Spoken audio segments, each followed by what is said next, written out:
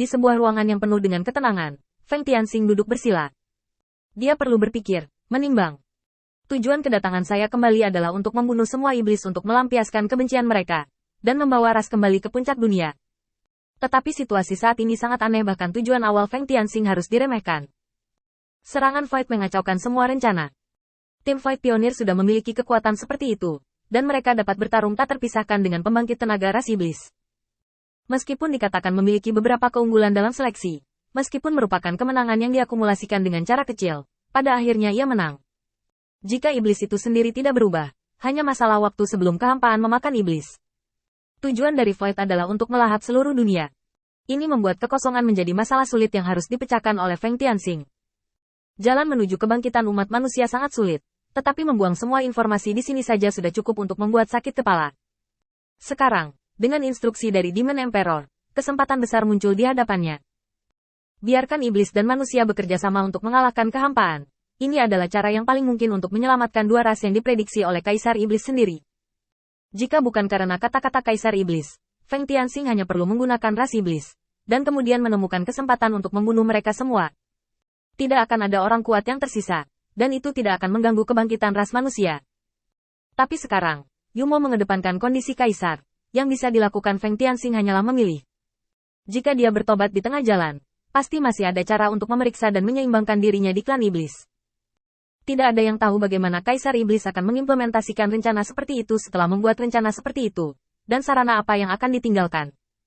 Lepaskan kesempatan untuk membenci dan menyetujui iblis, atau menanggung semuanya sendiri. Kekuatanku tidak cukup. Ini adalah pertama kalinya setelah Feng Tianxing kembali ke dunia ini. Dia secara akurat merasa bahwa kekuatannya sangat perlu ditingkatkan. Tapi waktu yang tersisa untuknya hampir habis. Bahkan Feng Tianxing, yang telah berlatih sekali, memiliki pengalaman yang cukup untuk mengatasi masalah menerobos dan berlatih. Tetapi dengan cara yang sama, bahkan jika kekuatannya melebihi level Kaisar Iblis, lalu kenapa? Tanpa kekuatan untuk melampaui Void, untuk memeriksa dan menyeimbangkan Void, dan untuk dapat menakut-nakuti Void, semuanya hanya omong kosong. Tidak peduli seberapa kuat dia sendirian. Selama Void bisa menahannya, dia masih bisa mencapai tujuan mencaplok dunia ini. Ini jelas bukan sesuatu yang bisa ditolak oleh satu orang. Mungkin, kita harus benar-benar memikirkannya. Presiden Feng Tian menghela nafas. Dia mengangkat kepalanya untuk melihat sinar yang tenang, dan berpikir keras saat dia melihat bayangan hitam di atas kepalanya. Bekerja sama dengan iblis adalah cara terbaik untuk memecahkan situasi. Tapi ada juga bahaya yang tersembunyi. Mengesampingkan keluhan pribadi Feng Tianxing dan meninggalkan segalanya, umat manusia baru saja bangkit setelah mengalahkan kehampaan. Jika tidak ada pengendalian diri, umat manusia tidak dapat menahan serangan iblis, maka semuanya akan sia-sia lagi. Rouni, bagaimana situasi di pihak manusia? Memikirkan umat manusia, Feng Tianxing mengambil inisiatif untuk menanyakan berita kepada Feng Ming. Tidak lama kemudian, balasan Rouning dikirim. Mereka semua berkultivasi dengan keras, tetapi kekuatan Feng Ming tersembunyi sangat dalam. Saya tidak dapat melihat di mana kekuatan aslinya telah mencapai. Ini sangat mirip dengan gaya Anda, Tuan Muda Feng. Feng Tianxing tanpa daya menggelengkan kepalanya. Feng Ming. Penampilan orang yang menaruh harapan tinggi pada Feng Tianxing ini tidak begitu memuaskan. Feng Ming memiliki bakat dan kekuatan, tetapi dia menolak untuk menunjukkannya. Dia memiliki sarana untuk memerintah dan modal untuk bertarung, tetapi dia tidak dapat menyembunyikannya sepanjang waktu. Dengan kata lain, inilah pengalamannya sejak kecil, yang menentukan apa yang pasti akan terjadi. Setelah dikejar dan dihindari oleh iblis, dan gejala sisa yang ditinggalkan oleh citra iblis yang kuat, ada beberapa hal yang jelas dapat dia lakukan, tetapi dia harus menunda lagi dan lagi. Karakter seperti ini lebih dari cukup untuk melindungi diri umat manusia, tetapi agak terlalu konservatif dalam hal kebangkitan. Apakah Tuan Feng punya perintah lain? Saya akan memilah informasi di sini nanti atau mengirimkannya kepada Anda sesuai dengan aturan lama. Sejak Darouni meninggalkan ras iblis dan bergabung dengan ras manusia, kontaknya dengan Feng Tianxing secara bertahap menurun. Meskipun tidak ada tugas penting yang tertinggal, dan dia tetap melakukan yang terbaik, dia ditakdirkan untuk tidak menjadi dewa yang kuat di tangan Feng Tianxing. Kalau begitu kamu sibuk dulu, aku hanya berpikir untuk bertanya di sini dengan santai. Setelah selesai berbicara, Feng Tianxing menahan kesadarannya, berdiri, dan menghadapi bayangan hitam di balok, sudut mulutnya tiba-tiba terangkat. Senior, kamu mencoba membunuhku. Dengan kekuatanku, aku tidak bisa menjadi lawanmu, dan aku tidak bisa melarikan diri. Mengapa kita tidak mengobrol dengan baik? Masih ada keheningan di sekitar, hanya bayangan hitam yang berenang perlahan. Feng Tianxing tanpa daya merentangkan tangannya.